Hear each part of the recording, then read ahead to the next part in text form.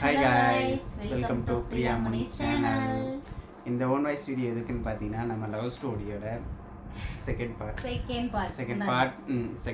கூட வச்சுக்கலாம், அப்படின்னு வச்சுக்கலாம், இல்லை அதோட தொடர்ச்சின்னு வச்சுக்கலாம். நீங்கள் எப்படி வச்சுக்கலாம். ஓகே, எதோட கதை முடிஞ்சிருக்குன்னு பார்த்தீங்கன்னா, நாங்கள் வந்து ஃபோன் வந்து அதிகமாக பேச மாட்டோம். உங்களுக்கு ஃபோன் வந்து நான் வந்தால் பேசுவாங்க, கேட்குறது மட்டும்தான் அவங்களோட வேலை. கொடுப்பாங்க, இல்லைன்னா அப்படி ஒரு சிக்னல் கொடுப்பாங்க, இருக்கேன் அப்படிங்கிறதுக்கோசரம் அந்த ஒரு சிக்னல் கொடுப்பாங்க.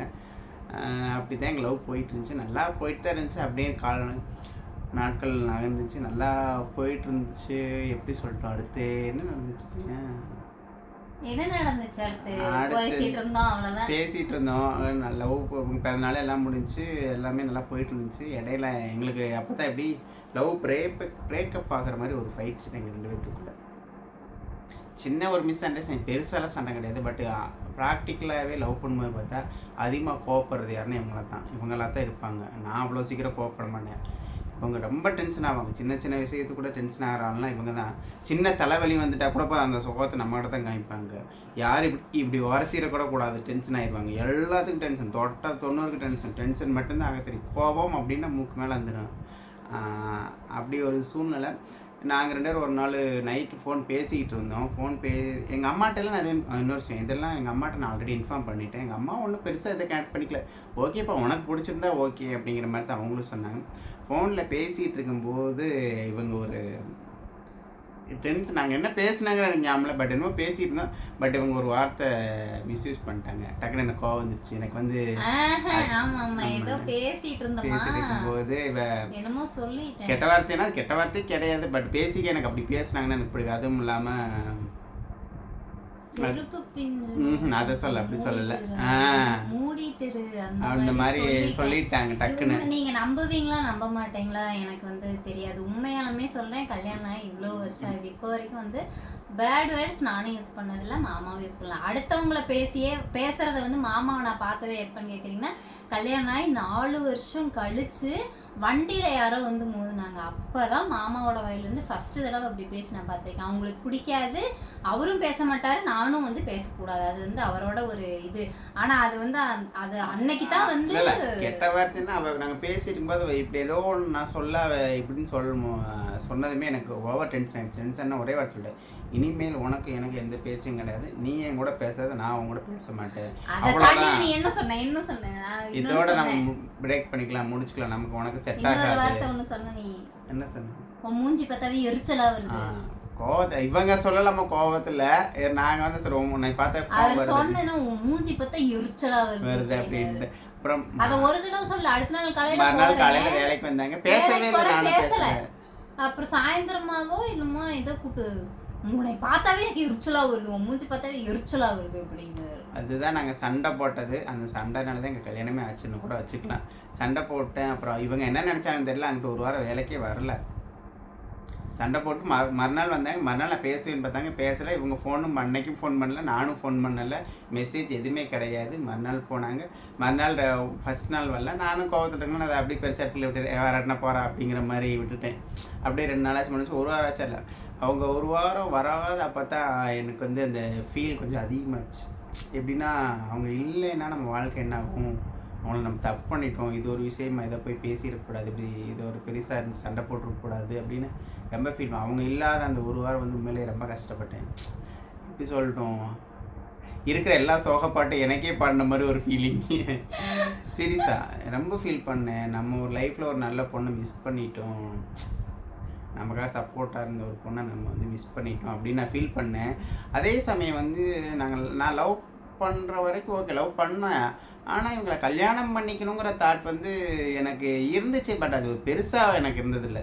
இவங்களை கல்யாணம் பண்ணிக்கணும், இவங்களை தான் கல்யாணம் பண்ணணும், இவங்க கட்டினா இவங்களை தான் கட்டணும் அப்படிங்கிற ஒரு பெரிய தாட் வந்து எனக்கு இருந்ததே இல்லை. அது நான் அவங்களுக்கே தெரியும், ஆனால் சொன்னதில்லை. நான் பெரிய தாட் எனக்கு இருந்ததில்லை. ஏன்னு கேட்டிங்கன்னா, எங்களோட ஏஜ் டிஃப்ரெண்ட்டு. அந்த பிரச்சனை வந்ததுக்கப்புறம் நான் ஒரு சில விஷயங்கள் நான் 2 வட்டம் நிறையா டைம் கேட்டிருக்கிறேன். இப்போ என்னை விட்டு எங்கேயும் போயிட மாட்டேன், ஏன்னா உனக்கு எனக்கு ஏஜ் டிஃப்ரெண்ட் இருக்குது, நீ நல்லா யோசிச்சு முடிவு பண்ணிக்கோ, உங்கள் வீட்டில் ஏற்றுப்பாங்களா ஏற்றுக்க மாட்டேன், நல்லா யோசிச்சு முடிவு பண்ணிக்கோ, உனக்கு இன்னும் என்னை விட நல்லா பெட்டர் லைஃப் கிடைக்கல, என்கிட்ட எதுவுமே கிடையாது, நான் சும்மா வெறும் ஆள் தான், நான் வேலைக்கு போகிறேன் சம்பாதிக்கிற இதுதான், எனக்குன்னு எதுவுமே கிடையாது, என் லைஃப் இதுதான், என் ஃபேமிலி இதுதான், நான் இப்படி தான், என்னோடய கேரக்டர் தான், நீங்கள் பார்க்குற இதுதான் என்னோடய ஒரிஜினல் கட்டு, இதுலேருந்து நான் மாற மாட்டேன், என்னை நீ மாற்றவும் முடியாது, இதுதான் என்னோட எல்லாமே நான் சொன்னதை சொல்லியிருக்கேன்.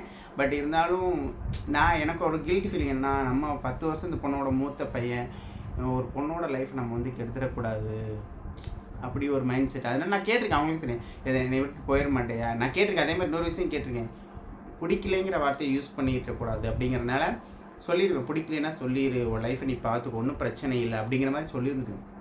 இவங்க என்னாச்சு அந்த ஒரு வாரம் வரவே இல்லையா, எனக்கு ரொம்ப வேணான்னு ஒரு பக்கம் மனசில் இருந்தாலும் ரொம்ப ஃபீல் பண்ண ஆரம்பிச்சு, ஐயோ வரமாட்டாங்களா, அவ்வளோதான் நம்ம வாழ்க்கையெல்லாம் முடிஞ்சிச்சு, அவங்க வரமாட்டாங்க, அவ்வளோதான் நம்ம பார்க்க முடியாது, பேசணும், ஃபோன் பண்ணால் பேசுவாங்க, பட் நானும் ஃபோன் பண்ணல, அவங்க ஃபோன் பண்ணல. அப்புறம் ஒரு வாரம் கழிச்சு அவங்க ஃபோன் பண்ணிட்டாங்க.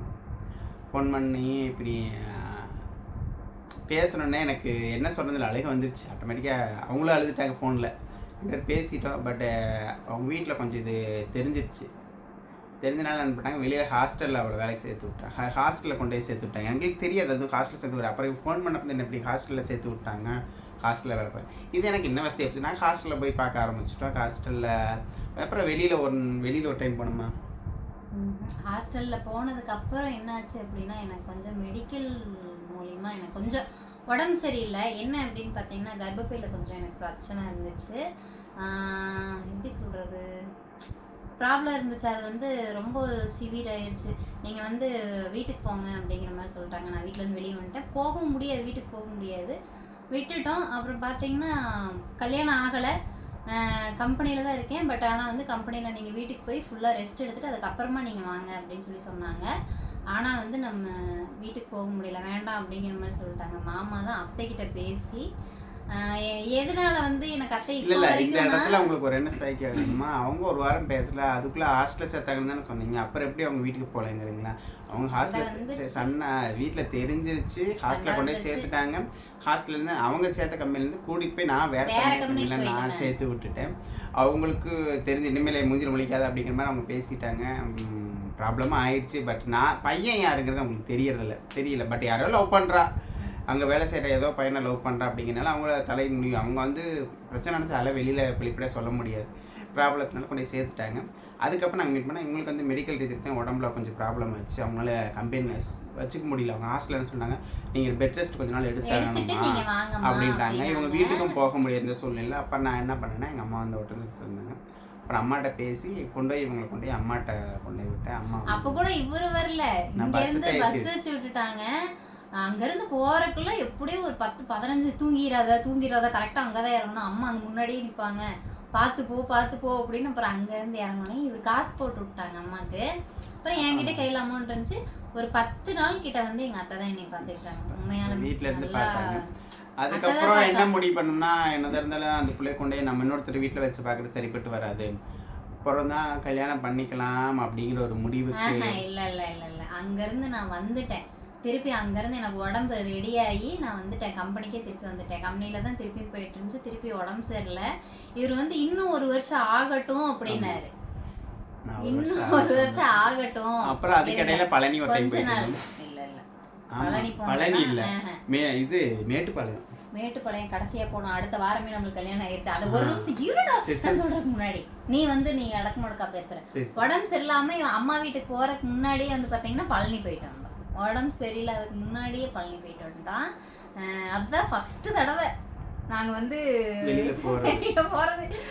எல்லா லவர்ஸும் பீச்சு பார்க்குன்னு போவாங்க. நான் கோயில் தான், நான் வெளியில கூட்டிட்டு போனேன். 2 டைம் கூட்டிட்டு போயிருக்கேன். 2 டைம் பார்த்தீங்கன்னா கோயில் தான். அதுவும் எனக்கு வந்து பழனி கோயில் எல்லாம் எனக்கு இதுல உட்கார தெரியுமா, பஸ்ல உட்கார தெரியுமா, இப்படியாவது உட்காந்து இப்படி ஒரு மாதிரி நான் நல்லா இருந்துச்சுங்கிறத தாண்டிலும் ஒரு மாதிரி நாங்கள் அதுதான் ஃபர்ஸ்ட் டைம் அப்படி வெளியே போகிறது. அதுதான் ஃபர்ஸ்ட் டைம். அது போயிட்டு வந்ததுக்கப்புறம் தான் உடம்பு சரியில்லாமல் போயிடுச்சு.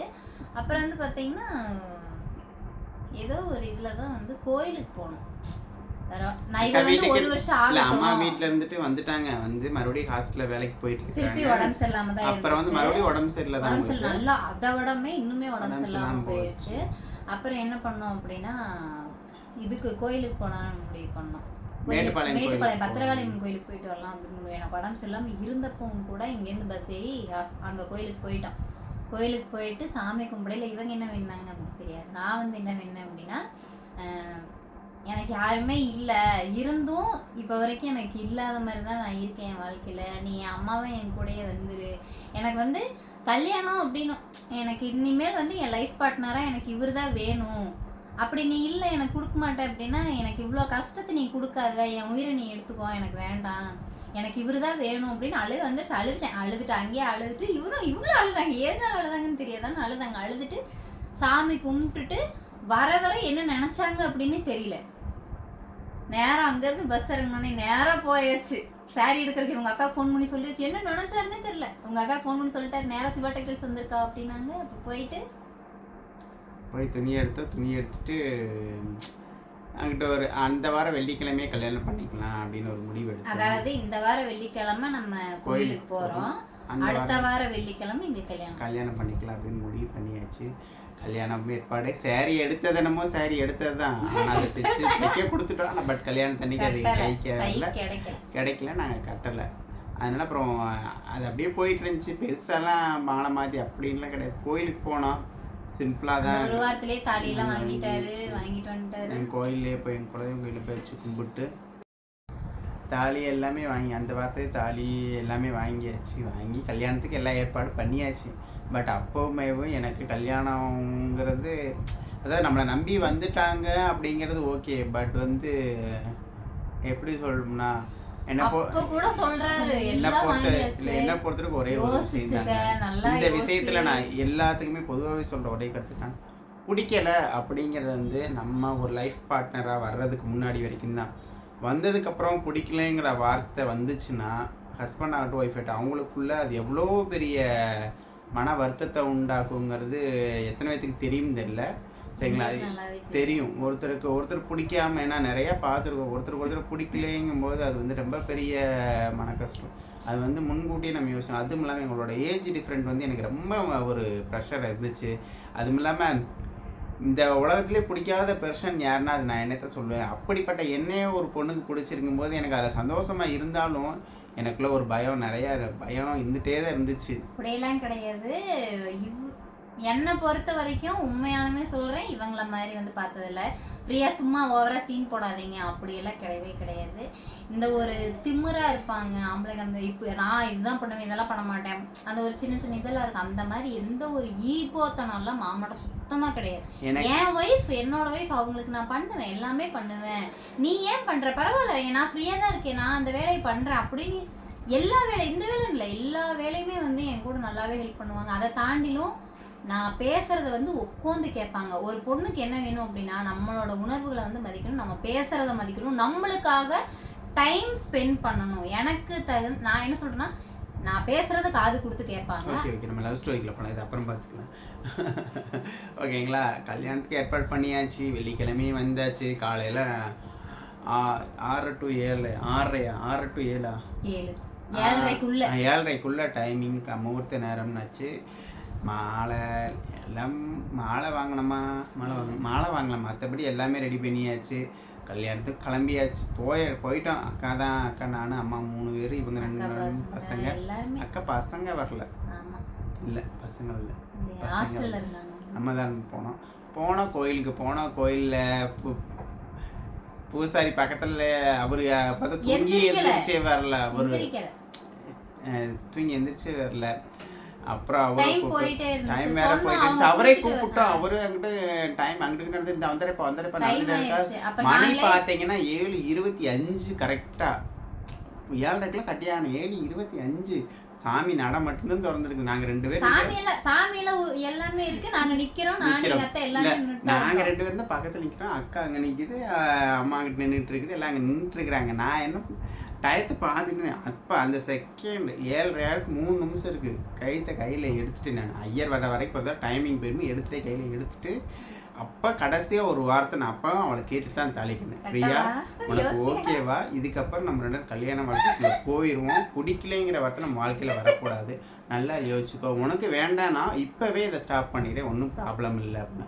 நான் கட்டுனா உன்னை தான் கட்டுவேன், செத்தாலும் பரவாயில்ல உங்களோட தான் சாவேன் அப்படின்னு கட்டுறா தாலியே செகண்ட் தான் கட்டி முடிச்சிட்டேன். 7:30 ஐயரை இது அவர் வர்றதுக்குள்ள தாலியை கட்டி முடிச்சிட்டேன். அதை தாண்டிலும் அப்படி ஒரு முடிச்சு வாழ்க்கையில நீங்க யாருமே போட்டிருக்க மாட்டீங்க. இப்படிங்கிறக்குள்ள 3 முடிச்சு பட்டுன்னு போட்டுறாரு. டக்குன்னு போட்டாங்க. எப்படி சொல்றது, கண்ணை மூடி கண்ணை திறந்த மாதிரி இருந்துச்சு. போட்டோஸ் எல்லாம் எடுத்தோம். செல்ல இருக்குது, பட் அது பெருசு இது பண்ண முடியல. செல்லு கொஞ்சம் ப்ராப்ளம். அதை ரெடி பண்ணால் அந்த ஃபோட்டோஸ்லாம் எடுத்துக்கலாம். அதனால் அது பண்ண முடியல. இவ்வளோ இதான் எங்களோட காதல் கதை. இதில் வந்து நிறையா விஷயங்கள் வந்து இன்க்ளூடிங் உள்ள மறைக்கப்பட்டு இருக்குது. நாங்கள் சொல்லலை, சொல்ல ஒரு சுச்சுவேஷன் இல்லை, சொல்லக்கூடிய சூழ்நிலை வரும்போது நாங்கள் கண்டிப்பா சொல்றோம். கண்டிப்பாக எங்கள் லைஃப்பில் இப்போ வரைக்கும் நாங்கள் ஜாலியாக இருந்த இந்த மூமெண்ட்டை மட்டும் தான் ஷேர் பண்ணுறோம் உங்ககிட்ட. ஓகேங்களா? இதில் வந்து நிறைய கஷ்டம் இருக்குது. இதுக்கு முன்னாடி எங்களுக்கு இருக்கிற தனிப்பட்ட முறையில் நாங்கள் ரெண்டுத்துக்கு உள்ள கஷ்டங்கள் நிறைய இருக்குது. அதையும் கண்டிப்பாக நாங்கள் ஷேர் பண்ணுவோம். அதே மாதிரி இன்னொரு விஷயம் உங்களுக்கு எல்லாம் சொல்லித்தரேன். இப்போ லவ் மேரேஜ் ஆகட்டும், அரேஞ்ச் மேரேஜ் ஆகட்டும், எதுவாக இருந்தாலும் எல்லாத்துக்கும் ஒரே ஒரு விஷயம், நீங்கள் எப்படி இருக்கிறீங்களோ, அதாவது உங்களோட இயல்பான குணத்தோடு உங்களை ஏற்றுக்கிறதுக்கான ஆள் உங்களுக்கு அமைந்தால் கண்டிப்பாக அவங்கள நீங்கள் மனப்பூர்வமாக ஏற்றுக்கொள்ளலாம். ஏற்றுக்கங்க. ஏன்னு கேளுங்களேன், எங்கிட்ட இருந்து, அதாவது என்னோட இயல்பான குணம் இதுதான், என்னோட பேச்சு, நடவடிக்கை, ஆக்டிவிட்டி எல்லாமே நான் இதுதான் இப்படித்தான்னு தெரிஞ்சு என்னை ஏற்றுக்கிற போது எனக்கு இது பெரிய, ஏன்னா பெரிய பெரிய எதிர்பார்ப்போட கல்யாணம் பண்ணுறதை தாண்டி அவங்க அப்படி என்னை வச்சுக்கணும், இவங்க என்னை இப்படி வச்சுக்குவாங்க அப்படின்னு ஒரு எதிர்பார்ப்பை தாண்டி ஒரிஜினல் இயல்பான குணம் இவன் இப்படித்தான், எனக்கு இது பிடிச்சிருக்குது அப்படின்னு வந்தேன். நான் கண்டிப்பாக உங்களை அப்ரிஷியேட் பண்ணி நீங்கள் கல்யாணம் பண்ணுங்க, அவங்கள சந்தோஷமாக வச்சுங்க. ரொம்ப பெரிய விஷயம் அதெல்லாம். கண்டிப்பாக அந்த விதத்தில் நல்லா ரொம்ப கொடுத்து வச்சுருக்கிறேன். என்ன சத்தியமாக சொல்கிறேன், என்ன பிடிச்சதுன்னு சொல்கிறதே எனக்கு பெரிய விஷயம். அது இவ்வளோ ஒரு அழகான பொண்ணு பிடிச்சதுலே பெரிய விஷயம். நிறையா பசங்க எல்லாம் இல்லை. நான் என்ன சொல்கிறேன்னா, என்னோட மைண்ட் தாட் வந்து அவ்வளோதான். என்ன அப்படின்னா, ஏமாத்தாம பொய் சொல்லாம நம்மளை மதிக்கக்கூடிய ஆளாக இருந்தா, நீ படிச்சிரு படிக்கலை அது எல்லாமே வந்து ரெண்டாவது. கைத்தொழில் இருக்கு. ஒரு விஷயம் என்னன்னா, படிக்கலான்னு தாண்டிலும் கைத்தொழில் இருக்கு. இன்னொன்று மெயின் என்ன அப்படின்னா, எனக்கு மெயின் ஃப்ரெண்ட்ஸ் கிடையாது. ஃப்ரெண்ட்ஸ் கிடையாது. ரெண்டாவது என்னன்னா, எந்த ஒரு கெட்ட பழக்கமும் மாமா கிடையாது. நீங்க நம்பினாலும் சரி நம்பலைனாலும் சரி, இவர் டீ குடிக்க போனா கூட என்னதான் கூட்டிட்டு போவாங்க. மெயின் வந்து எனக்கு அது ரொம்ப ரொம்ப ரொம்ப பிடிச்ச விஷயம் என்னன்னா, கல்யாணம் ஆகி இத்தனை வருஷம் ஆகுது, இப்போ வரைக்கும் நான் இல்லாம டீ கடைக்கு கூட போக மாட்டாங்க. ஃப்ரெண்ட்ஸ் கிடையாது, மெயின் ஃப்ரெண்ட்ஸ் கிடையாது. எந்த ஒரு கெட்ட பழக்கமும் அவங்களுக்கு கிடையாது. மெயின் எனக்கு அது ரொம்ப இம்பார்ட்டண்டான, எனக்கு ரொம்ப இவங்க கிட்ட பிடிச்ச விஷயம் இருந்தால் என்கிட்ட என்ன பேசினாலுமே நான் அதில் காயப்படுவேனா அப்படின்னு பார்த்துட்டு பேசுவாங்க. அது எனக்கு ரொம்ப பிடிக்கும். இவர் வந்து எல்லாருமே என்ன நினைப்பீங்க, நம்ம என்ன அவ தான் தப்பு பண்ணா அப்படிம்பாங்க. ஆனால் இவர் அதை யோசிக்க மாட்டாரு. என் சைடு என்ன தப்பு இருந்துச்சு, அதாவது அவங்க சைடு என்ன தப்பு இருக்கு, அவ எதனால அந்த மாதிரி பேசினா, அப்ப நம்ம என்ன பேசணும் அப்படிங்கிற மாதிரி இவரோட மைண்ட் வந்து கொஞ்சம் வேற வித்தியாசமா வந்து என்னைக்குமே வந்து ஒரு, இப்போ உங்களுக்கு எனக்கு இவளுக்கு ஒரு பிரச்சனை வருது, இல்லை ஒரு சண்டை வருதுன்னா நான் மேக்ஸிமம் வந்து அவளோட இடத்துல இருந்து யோசித்து பார்ப்பேன். அவள் அந்த இடத்துல, நான் அவளோட இடத்துல இருந்தால் நான் என்ன பண்ணியிருப்பேன். ஓகே, நம்ம கோவம் ரொம்ப பிடிக்கும். அதுவும் இல்லாமல் எனக்கு இன்னொரு விஷயம் என்னன்னா, இவ்வளோ கல்யாணம் பண்ண முன்னாடி சத்தியமாக ரொம்ப கோவம், நான் சொல்றேன் ரொம்ப கோவப்படுவா. எங்கடா கோவப்படுறாள், எவ்வளோ கோவப்படுற, இவ்வளோ வச்சு இப்படா கலந்தளப்படுற அப்படிங்கிற மாதிரி அந்த ஒரு பயமும் இருந்துச்சு. இன்னொரு விஷயம், என்னோட ஏஜ் டிஃப்ரெண்ட்டு, மற்றபடி என்னோட கில்ட்டி ஃபீலிங்கு. நம்ம அப்படி ஒன்றும் பெரிய அழகா இல்லை, ஒரு ஆள் இல்லை. ஏன்னா நான் நிறைய கில்ட்டி ஃபீலிங் வர்ற காரணம் என்னென்னா, எனக்கு சுற்றி இருந்தவங்க அந்த நிலைமைக்கு தள்ளிட்டாங்க. நான் சிறுசுலேருந்து வளர்ந்த விதம் அப்படி, வளர்ந்த இடங்கள் அப்படி. அதனால வந்து நான் வந்து என்னை நானே தனிமைப்படுத்திக்கிட்டேன் நிறைய விஷயம். அழகு வந்து எல்லாத்துக்குமே சொல்றது, அழகு வந்து சோறு போட போறது கிடையாது. நிறமும் வந்து நம்மளை வந்து வாழ்க்கை முழுக்க வச்சு சந்தோஷமா இருக்க போறது கிடையாது.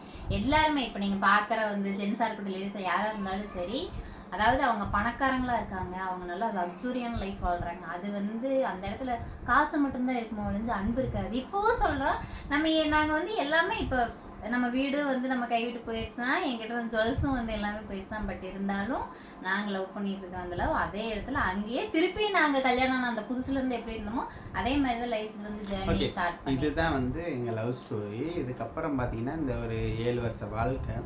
இந்த கல்யாணம் ஆனதுல இருந்து என்னெல்லாம் நடந்துச்சு நடந்துச்சுங்கிறத அப்படிங்கறத கண்டிப்பா நம்ம உங்களுக்கு கண்டினியூ அப்போ பண்ணலாம். ஓகேங்களா? இதுல வந்து நாங்கள் கண்டிப்பா எங்களோட இது வந்து எங்க 2 பேர் சம்பந்தப்பட்ட விஷயம். ஆமா. அதனால வந்து நாங்க இதுல நிறைய விஷயங்கள் நாங்க கண்டிப்பா உங்கள்கிட்ட ஓப்பனா சொல்லுவோம். அதே மாதிரி எங்களோட லவ் ஸ்டோரியிலே நிறையா இருக்குது. எங்கள் லவ் ஸ்டோரிக்கு முன்னாடி எங்கள் லைஃப் என்ன இருக்குது எல்லாமே ஒரு நாள் உங்களுக்கு கண்டிப்பாக நாங்கள் சொல்லுவோம். பட் சொல்கிறதுக்கான சூழ்நிலை இது இல்லை இல்ல. அப்படின்னு நாங்கள் ஆமா. நினைக்கிறோம். இது பட் வந்து இல்ல. அதுக்கான சூழ்நிலை இது வரும்போது எங்களோட லவ் லவ் ஸ்டோரி. ஸ்டோரி அது சந்தோஷமான ஆமா. தருணங்கள் மட்டும். எங்களோட இது வந்து சந்தோஷமான தருணங்கள். தருணங்கள். இதுக்கு முன்னாடி பிரியா நீங்க இதுக்கு முன்னாடி வீட்ல என்ன எப்படி பண்ணிருக்கீங்க? இருந்தீங்க, நிறைய நான் எப்படி கேக்குறீங்க. இவங்க இருந்தேன், எப்படி இருந்தாங்கன்னு கேக்குறீங்க. அது மாதிரி எங்கள் பட் ஸ்கூல் ஆனால் லைஃப் எல்லாமே கண்டிப்பாக அத வந்து தனித்தனியாக நாங்கள் பேசக்கூடிய இது வந்து இல்ல. லவ் ஸ்டோரி கேட்டீங்க, நாங்க லவ் ஸ்டோரி போட்டோம். அது வந்து கண்டிப்பா ஒரு நாள் வந்து நாங்க சொல்றோம். ஓகேங்களா? இதுல இருந்து நம்ம நீ கல்யாணம் ஆனதுக்கு அப்புறம் என்னெல்லாம் இந்த நடந்துச்சு, 7 வருஷத்துல நாங்க எப்படி முன்னேறணும், எப்படி என்னெல்லாம் பண்ணணும் அப்படிங்கிறத அப்படிங்கறத நம்ம ஓகேங்களா? வந்து அடுத்த ஓகே. வீடியோல இது பார்க்கலாம். இந்த வீடியோவில் அந்த வீடியோ மாதிரி பெருசாக எதுவும் இருந்திருக்காதுன்னு நினைக்கிறேன். பட் இதான் இவ்வளோதான் சிம்பிள். எங்களை லவ் இவ்வளோ இதுக்கு தான் இத்தனை இதுதான் நாளாக love. பண்ணீங்களா, இதுக்கு தான் இதையும் அதோட சேர்த்து போட்டு நாங்கள் முழுசாக நாங்க பார்த்துருக்கோம். முழுசா நிறைய பேர் பார்த்திருப்போம்ல. சொல்லிடுங்க. திட்டுவீங்க, நீ பரவாயில்ல, திட்டாதீங்க செஞ்சு. எங்களுக்கு உங்களோட சப்போர்ட் ரொம்ப ரொம்ப தேவை. லைஃப்பில் கஷ்டப்படாதவங்க யாருமே இல்லை. நீங்கள் எல்லாரும் சொல்கிறாங்க எல்லாரும் கஷ்டப்பட்டிருக்காங்க. பட் உங்களுக்கு எல்லாரும் என்ன கஷ்டப்பட்டிருக்காங்க. இல்ல ஒரே விஷயம் இந்த வீடியோல வந்து நான் ஒன்று சொல்லிக்கிறேன். யாரா இருந்தாலும் சரி தயவு செஞ்சு ஒரு விஷயம் மட்டும் வந்து ஒண்ணே ஒன்று இதை வந்து நீங்க எப்படி வேணாலும் எடுத்துக்கிறீங்க சம்திங் ஓகே பரவாயில்ல. ஆனா உங்ககிட்ட வந்து ஒருத்தவங்க கஷ்டம் எனக்கு ரொம்ப கஷ்டமா இருக்கு இந்த விஷயத்துல அப்படின்னா நீங்க அவங்களுக்கு ஆறுதல் சொல்லலைன்னா கூட பரவாயில்லை. ஆனா இதெல்லாம் ஒரு கஷ்டமா எல்லாத்துக்குமே இருக்கிறது தானே. தயவு செஞ்சு அவங்கள புண்படுத்திடாதீங்க. ஓகேங்களா? அவ்வளவுதான். இல்லை கஷ்டங்கிறது வந்து யாருக்குமே நான் சொல்கிறேன் நீங்கள் கேட்குறவங்களுக்கு அது பெருசாக தெரியாது. பட் சொல்கிற இடத்துல இருக்கவங்கள அந்த தான் வலி எவ்வளோ பெரிய சொல்கிறவங்களுக்கும் வலி அது தெரியுமா? அது கஷ்டமா ஒரு நேரம் சாப்பாட்டுக்கு வழி இல்லைன்னு வந்து சொன்னால் கூட அது கூட சொல்லு. நான் 3 நாளாக சாப்பிடாம இருக்கு நம்ம ஈஸியாக நான் 3 நாளெல்லாம் சாப்பிடாம இருந்துக்கு நீ ஒரு நேரம் தானே அப்படின்னா. ஆனால் அந்த ஒரு நேரம்னாலும் அவன் ஏன் அந்த வழியை கூட பொறுக்க முடியாமல் இருக்கிறான்னா அப்போ அவன் எந்த அளவுக்கு இருந்திருப்பான். இப்போ அவனாலும் இப்படி இருக்குது இந்த ஒரு நேரம் சாப்பாடு இல்லாமல் கூட அவனால் இருக்க முடியல பாரு அப்படின்னா அப்போ அவன் எந்த அளவுக்கு வாழ்ந்திருப்பான் அவன் லைஃப்பில். இப்போ திடீர்னு இப்படி யாரையும் அவ்வளோ சீக்கிரம் அவங்களோட வந்து கன்ஸ்ட்ரக்ஷன் hurt அவங்களோட பண்ணாதீங்க. இதுல இருந்து யோசிச்சு பாருங்க. நம்ம மற்றவங்கள குறை சொல்றதுக்கு முன்னாடி நம்ம அவங்களோட பாயிண்ட் ஆஃப்ல இருந்து யோசிச்சோம்னா மேக்ஸிமம் எந்த ப்ராப்ளம் வராது. லவ் பண்ணுறவங்களா இருக்கும், லவ்வர்ஸாக இருக்கும், மேரேஜ் ஆனவங்களா இருக்கட்டும், யாராக இருந்தாலும் ஃபர்ஸ்ட் ஆஃப் ஆல் எந்த பிரச்சனையாக இருந்தால் நம்ம ஆப்போசிட் பார்ட்டி 2 பேத்துக்குள்ள பிரச்சனைனா இன்னொருத்தவங்களோட பாயிண்ட் ஆஃப்ல இருந்து யோசிச்சு பார்த்தீங்கன்னா மேக்ஸிமம் ப்ராப்ளத்தை சால்வ் பண்ணலாம். இதெல்லாம் வந்து நான் ஒரு குறிப்பிட்ட காலத்துக்கு மேலே தான் நான் தெரிஞ்சுக்கிட்டேன். இதையும் எனக்கு ஒரு சிலர் கற்றுக் கொடுத்த பாடம் தான். அதை நான் கற்றுக்கிட்டேன். அதைத்தான் நான் கற்றுக்கிட்டு உங்ககிட்ட ஷேர் பண்ணேன். முடிஞ்ச அளவுக்கு அடுத்தவங்க மனசு நோகிற மாதிரி புண்படுற மாதிரி பேசுகிறேன். அதே மாதிரி லைஃப்பில் எனக்கு பிடிக்கல அப்படின்னு பர்சனலாக யார் சொன்னாலும் பரவாயில்ல, அவங்கள விட்டுருங்க. பிடிக்கலன்னு சொல்லிட்டாங்கன்னா அவங்கள கன்வெர்ட் பண்ணாதீங்க. அவங்கள மறுபடியும் அட்ஜஸ்ட் பண்ணி வாழ்ந்துக்கலாம் அப்படின்னு நினைக்காதீங்க. அதாவது பிடிக்கலைங்கிற ஒரு பெரிய ஒரு விஷயம் வந்து பிடிக்கல அப்படின்னா அவங்களுக்கு அவ்வளோதான். பிடிக்கல தயவு செஞ்சு வெளியே வந்துருங்க. ஏன்னா உங்களை விட பெட்டரானவங்களை அவங்களுக்கு பிடிச்சிருக்குதுன்னு அர்த்தம். இப்போ நான் இவ்வளோ பிடிக்கலன்னு சொல்கிறேன்னா இவ்வளோ விட பெட்டராக எனக்கு ஏதோ ஒரு சாய்ஸ் இருக்குது, அது எனக்கு பிடிச்சிருக்கு, அதனால தான் நான் இவ்வளோ பிடிக்கலன்னு சொல்கிறேன். அந்த மாதிரி தான் உங்களை இல்லை கன்வின்ஸ் பண்ணி வாங்கிக்கலாம். இல்லை நான் வந்து கன்வின்ஸ் பண்ணி இந்த லைஃப்பை ஓட்டிடலான்னா லைஃப் வந்து இன்றைக்கி ஆரம்பிச்சு நாளைக்கு முடிய போகிறது கிடையாது. பட் நீங்கள் சாகிற வரைக்கும் அவங்களோட லைஃப் பயணம் இருக்குது. அதனால வந்து பிடிக்கல அப்படிங்கிற ரொம்ப விஷயத்தை ரொம்ப சாதாரணமாக சில பேர் சொல்லிடுறோம். உன்னை எனக்கு பிடிக்கல அப்படின்னு ரொம்ப சாவசம். அது வந்து ஆப்போசிட் பார்ட்டி எவ்வளோ ஹேட் பண்ணுன்னு தெரியல. இது வந்து லவ்வர்ஸாக இருக்க வரைக்கும் கூட ஓகே. பட் ஒரு ஹஸ்பண்ட் அண்ட் ஒய்ஃபாக வந்ததுக்குள்ளே பிடிக்கலங்கிற ஒரு வார்த்தை வந்து ஒரு மனைவியான கணவன் ரொம்ப வந்து பாதிக்கக்கூடிய ஒரு விஷயம். அதை வந்து என்றைக்குமே யூஸ் பண்ணாதீங்க. அதை பிடிக்கல அப்படின்ட்டு அவங்க கல்யாணத்துக்கு முன்னாடி எல்லாத்தையும் நல்லா யோசிச்சு முடிவு பண்ணிவிட்டு லவ் பண்ணும்போதே அதை நல்லா யோசிச்சு முடிவு பண்ணிங்க. பிடிக்கலைங்கிற வார்த்தையை லைஃப்பில் எப்போயுமே யூஸ் பண்ணாதீங்க. கஷ்டமோ நஷ்டமோ அவங்களோட வாழ்கிறதுன்னு இறங்கிட்டிங்கன்னா சந்தோஷமாக அதை ஏற்றுக்கங்க. பிடிக்கல அப்படிங்கிறத வந்து லவ் பண்ணும்போதே விட்டுருங்க. பிடிக்கல அப்படின்னா அப்பயே விளக்கிடுங்க, ட்ராப் பண்ணி அப்பயே முடிச்சிடுங்க கல்யாணம். இல்லை அதாவது ஒருத்தவங்க மேல இருக்கிற குறையவே தயவு செஞ்சு பார்க்காதீங்க. ஒரு விஷயம் என்னன்னா குறைய மட்டுமே தயவு செஞ்சு பார்க்காதீங்க. அவங்க கிட்ட என்ன ப்ளஸ்ஸாக இருக்குன்னு பாருங்க. மைனஸையே பார்த்துருந்தோம்னா அந்த வாழ்க்கை வந்து மூவ் ஆகாது, அப்படியே அதே இடத்துல நின்றும். எல்லாம் நினைப்பீங்க இந்த அறிவு இல்லை எங்களுக்கு தேவையா, இப்போ எல்லாம் எங்களுக்கு தெரியாதுன்னு. பட் எங்கள் வாழ்க்கையில் விஷயங்கள் முழுசா நான் சொல்லல. வாழ்ந்துரும். எங்க வாழ்க்கை அமைஞ்ச சூழ்நிலை அந்த மாதிரி சூழ்நிலைகள் நாங்க 2 பேரும் ஒன்று சேர்ந்தது வந்து உண்மையே சொல்றேன். லவ்ங்கிறத தாண்டி எங்களோட லவ் எங்களை செத்துச்சா இல்லைங்கிறத தாண்டி எங்க வாழ்க்கை எங்க ஆண்டவன் வந்து எங்களோட 2 பேரோட வேதனைகள் வலிகள் வந்து எங்களை ஒன்று சேர்த்து அந்த வேதனைகள் தான் இன்ன வரைக்கும் எங்க 2 பேர்த்தையும் ஒன்றா வச்சிருக்குதுன்னு நான் கண்டிப்பாக சொல்லுவேன்.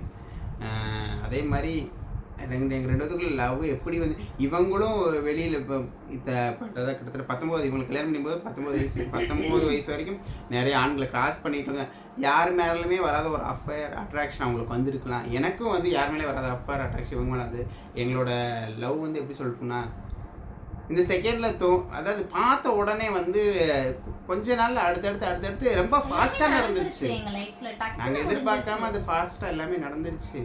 அதுக்கான காரணம் என்னங்கிறதுனா ஆண்டவனா போட்ட முடிச்சு நாங்கள் பட் எங்களோட என் கேரக்டருக்கு அவள் கேரக்டருக்கு ஈஸியாக மேட்ச் ஆகுது. நான் என்னெல்லாம் என் லைஃப்பில் எனக்கு பிடிக்காது, எனக்கு ஆகவே ஆகாது, ஒரு சின்ன சின்ன விஷயங்களெல்லாம் என் லைஃப்பில் எனக்கு சுத்தமாக பிடிக்காது. எதெல்லாம் நான் ஹர்ட் பண்ணுறனோ அதெல்லாம் வந்து இவர் செய்ய மாட்டார்.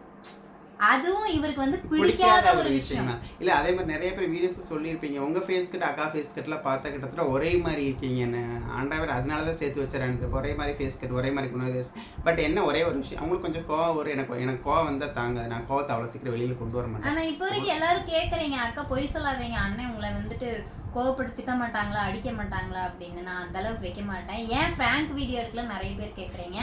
அவரு வந்து இன்னொரு விஷயம் என்னன்னா அவர் வந்து வேலைக்கு போயிட்டு நான் எங்கள் வீட்டில் இருக்கேன். அங்கே என்ன நடக்குது அப்படிங்கிறத தாண்டிலும் ஒருவேளை அங்கே ஏதாவது டென்ஷனாக இருக்கலாம். இங்கே வந்து நான் கேமரா ஃபிக்ஸ் பண்ணிட்டு நான் ஏதாவது ஒன்று சொல்ல போக அவங்க டென்ஷன் ஆகி எங்கள் ரெண்டேத்துக்குள்ள மிஸ் அண்டர்ஸ்டாண்டிங் ஆகக்கூடாது. ஏன்னா நான் அதில் கம்பல்சரி கரெக்டாக இருப்பேன். நான் ஒரு விஷயம் இந்த மாதிரி பேசினேன் இந்த மாதிரி பண்ணேன்னா எங்கள் ரெண்டேத்துக்குள்ளே எதுவும் சண்டை கிட்ட வருமா அந்த இதில் வந்து நான் பர்ஃபெக்டாக இருப்பேன். ஏன்னா அது அவருக்கு பிடிக்காது, நான் பேசினா சண்டை வரும் அப்படின்னாலே மேக்ஸிமம் சில விஷயங்கள் நான் அவங்கக்கிட்ட பேச மாட்டேன். அந்த விஷயத்த சொல்லவே மாட்டேன். முதல்ல சண்டை வர மாதிரி எங்கள் ரெண்டேத்துக்குள்ளே நாங்கள் சண்டை கட்டிக்கிறோமா அடிச்சுக்கிறோமா கடிச்சுக்கிறோமா அதெல்லாம் எதையும் தங்கும் இதையும் இது மித்தபடி வந்து அந்த மாதிரி ஒரு மனசு ரொம்ப நோகடிக்கிற மாதிரி எந்த விஷயமும் நான் பேச மாட்டேன். அதான் நாங்கள் எப்போயுமே ஒரிஜினலாக டைரெக்டாக தான் வீடியோ போடுறோம். இதில் வந்து எங்களுக்கு அப்படியா இப்படின்னு சொல்கிற அளவுக்கு எங்ககிட்ட ஒன்றும் இல்லை. என்ன இருக்கோ அதை ரியலாக போடுறோம். நீங்கள் பிடிச்சிருக்குன்னு நினைக்கிறேன். உங்களுக்கு நீங்கள் சப்போர்ட் பண்ண லவ் ஸ்டோரி சொல்ல போய் என்னென்னமோ சொல்லிட்டீங்கப்பா.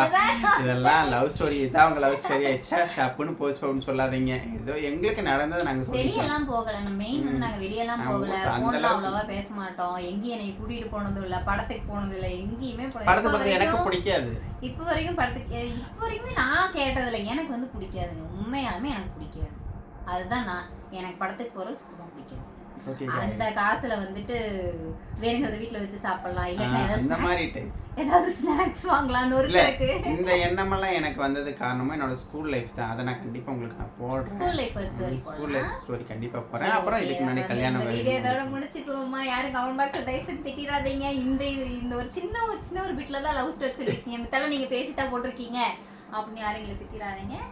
ஓகேவா? கண்டிப்பாக உங்களோட சப்போர்ட் எங்களுக்கு தேவை. நம்ம வீடியோ ஃபுல்லாக போய் பாருங்கள். ஸ்கிப் பண்ணாமல் பார்த்தீங்கன்னா தான் நாங்கள் என்ன சொல்ல நீங்கள் எல்லாம் லைவ்ல வந்து பேசுறது உண்மையாலுமே எங்களுக்கு ரொம்ப சந்தோஷமாக இருக்குது. என்ன சொல்கிறது அப்படின்னு தெரியல. ரொம்ப ஹாப்பியாக நான் ஃபீல் பண்ணுறேன். நிறைய பேர் இருக்கீங்க, அக்காவா அண்ணனா தம்பியா அதை தாண்டிலாம் அப்பா அம்மாவா. நான் அக்கான்னு கூப்பிடும் போதெல்லாம் நீ ஏன் அக்கான்னு கூப்பிட்ற, நான் அம்மா உனக்கு கூப்பிடுறேன், நான் தான் உன் அக்கா, நான் இருக்கேன் நீ அழுகிற அப்படின்னு சொல்கிற அளவுக்கு நான் வந்து சொந்தங்களை நாங்கள் சம்பாரிச்சிருக்கோம் அப்படின்னு நினைக்கும் போது உண்மையாலுமே எங்களுக்கு பெருமையாக இருக்குது. Thank you so much. நன்றி அக்கா அண்ணா அப்பா அம்மா எல்லாத்துக்குமே ரொம்ப ரொம்ப நன்றி. Thank you so much. நம்ம வந்து வீடியோ வந்து இதோட முடிச்சுக்கலாம். ஓகேங்களா? அடுத்த நெக்ஸ்ட் வீடியோவில் உங்களை பார்க்கலாம். நம்ம வீடியோக்கு தான் ஃபஸ்ட் டைம் வரீங்கன்னா நம்ம வீடியோக்குள்ள போய் பாருங்கள். வீடியோ பிடிச்சினா லைக் பண்ணுங்கள், ஷேர் பண்ணுங்கள், கமெண்ட் பண்ணுங்கள், மறக்காமல் சப்ஸ்கிரைப் பண்ணுங்கள். அதில் பெல் பட்டன் நமக்கு ஆல் ஆப்ஷனை செலக்ட் பண்ணுங்கள். ஆல் ஆப்ஷன் பண்ணி நம்ம போடுற வீடியோ அடுத்து உங்களுக்கு நோட்டிஃபிகேஷனாக வரும். Okay bye case. மறக்காமல் வீடியோ பார்த்து லைக் பண்ணுங்கள். கண்டிப்பாக லைக் பண்ணுங்கள். ஓகேங்களா? வீடியோ ஃபுல்லாகவே ஸ்கிப் பண்ணுங்கள். ஆமாம் பாய். தேங்க்ஸ் ஃபார் வாட்சிங். பாய்.